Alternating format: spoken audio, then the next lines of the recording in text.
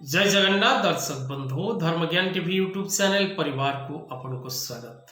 दर्शक बंधु अक्टोबर 10 2024 मसीहा जीवराज ग्रह बुध चलन करिवे निजर मित्र राशि तुला को।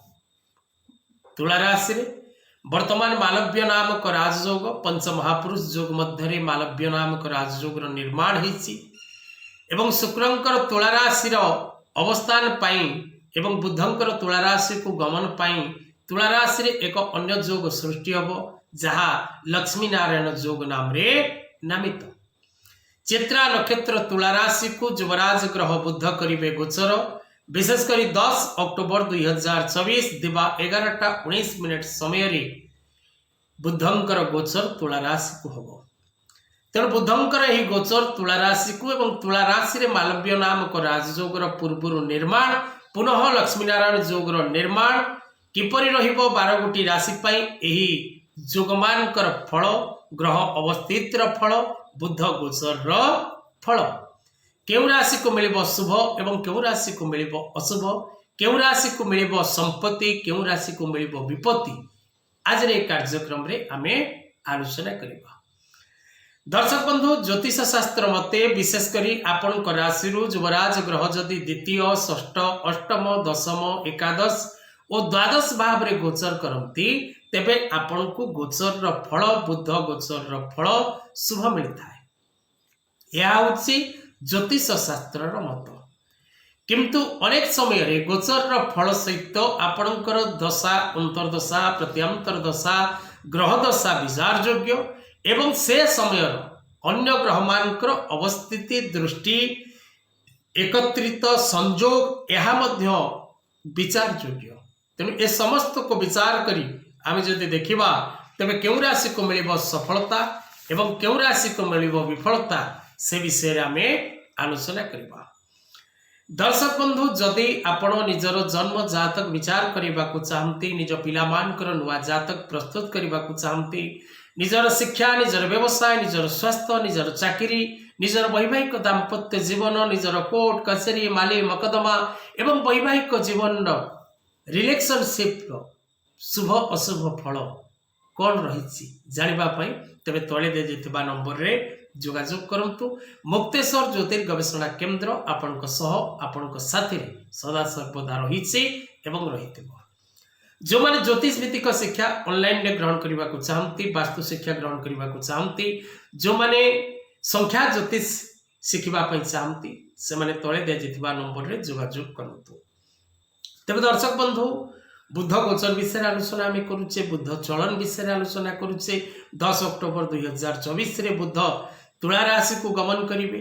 तो विशेषकर युवराज ग्रह बुध बाणीर वचन व्यापार शिक्षार संस्कार शिक्षकतार प्रचारक मीडियार acting bank sector marketing sector professor sector लेखन सेक्टर प्रकाशन सेक्टर गाल्पिक सेक्टर कवि sector share market sector stock market sector trading sector धर्म कार्यकारी जो माने धर्म रिलेटेड कार्य करुचंती मेडिकल सेक्टर ज्योतिष sector engineering sector IT sector प्रशासन सेक्टर कारक ग्रह अटंती एवं युवराज ग्रह चर्म कारक दूरयात्रा कारक एवं सफल व्यवसाय कारक ग्रह।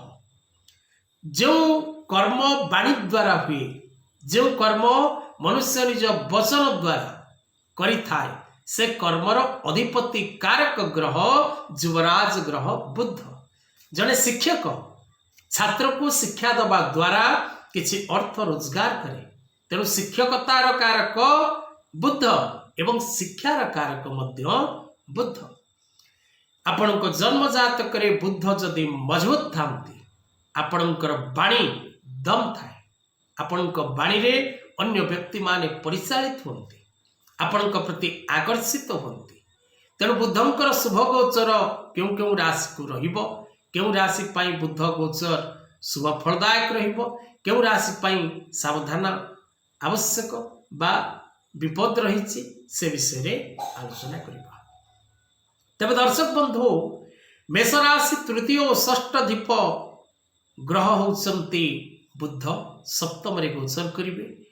तेणु आपण व्यवसाय पई नुआ योजना प्रस्तुत करिबा, दूर यात्रा करिबा एवं नूतन मित्रता प्राप्ति करिबा पई प्रयास करिबा, किंतु पूर्ण मात्रा रे सफलता लाभ करिबा संभवपर नुहे। वृष राशि द्वितीय और पंचम भाव रे स्वामी षष्ठ भाव रे शुभ फल लाभ करिवे, प्रत्येक दिगरु सफलता प्राप्ति करिवे। मिथुन राशि व्यक्ति मध्य शुभ फल प्राप्त करिवे। एकम एवं चतुर्थ भाव रो स्वामी विशेष करी पंचम भाव रे अछंती। शिक्षा क्षेत्र रे एवं राजनीतिक क्षेत्र रे थिबा व्यक्ति विशेष मानक पई शुभ फल लाभ। कर्कट राशि द्वादश और तृतीय भाव रो स्वामी चतुर्थ रे विशेष शुभ फल नाही। सिंह राशि व्यक्ति एकादश और द्वितीय भाव रो स्वामी तृतीय रे, तेणु सिंह राशि व्यक्ति मध्य फल लाभ करिवे। कन्या राशि व्यक्ति संपूर्ण उत्तम फल प्राप्ति करिवे। दशम और लग्न भाव स्वामी द्वितीय भाव रे धन धान्य लाभ एवं प्रत्येक दिगरु सफलता प्राप्ति। तुला राशि मध्य फल प्राप्ति करिवे।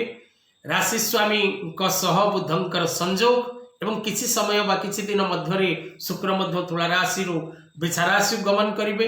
तेणु नवम और द्वादश भाव स्वामी ग्रह जेहेतु लग्न रे, तेणु आपणकर प्रयास सफलता युक्त रहिबो, किंतु निर्भर करे आपणकर जन्म जातक रे बुधंकर अवस्था किपरि अछि।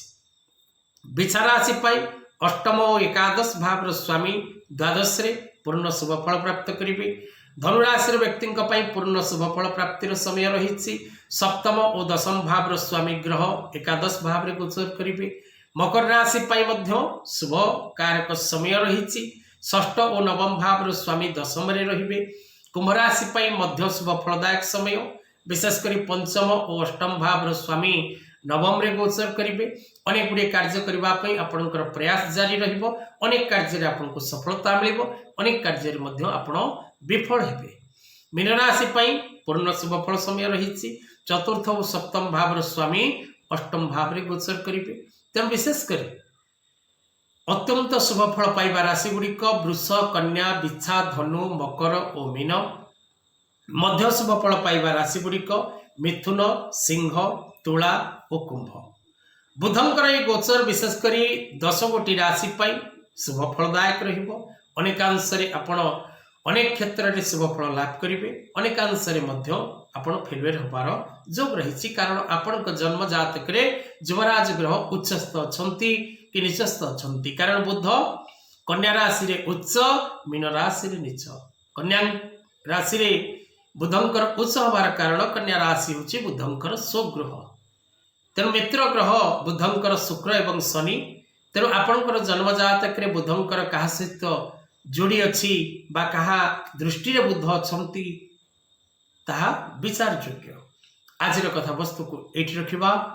जय जगन्नाथ।